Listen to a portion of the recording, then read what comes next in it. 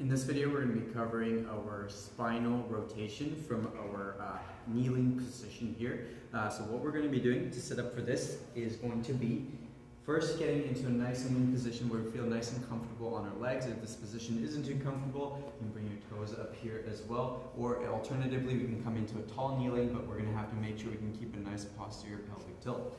Now, once we find our appropriate position, what we want to do is start with a nice upright spine. So we don't want to be already leaning forward or too far back. We want to start with a slight bit of that posterior tilt so that lower back doesn't feel overextended. Head is stacked over the shoulders here, so we create a nice neutral line from our ear to shoulder to ribs to hips. And then from here, we're going to grab onto our two shoulders. So we just want to cross the arms. And we're going to start by first coming into a little bit of flexion. So we're going to think about pulling the rib cage down, crunching the abs here to create a flexion through our spine. And then once we find the furthest amount we can flex, we want to make sure that we don't end up too far forward, so we're not just completely trying to find how much we can bring our head towards the floor.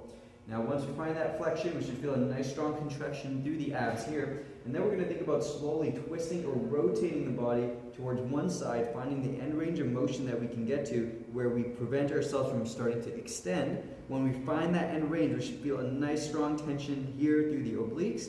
And then from here, we're going to stay at the end range for about 2 to 3 seconds, and then slowly start to twist and bring yourself around over towards your opposite side. Once again, finding that furthest end range of motion that we can rotate towards, and then coming right back to the center, and then over towards the opposite side. Now, key compensations to avoid will be to sway the body. So what I mean by that is sometimes we'll find we'll just kind of sway and go from side to side here, where we notice our body weight and our center of mass completely shifting over from one side to the opposite.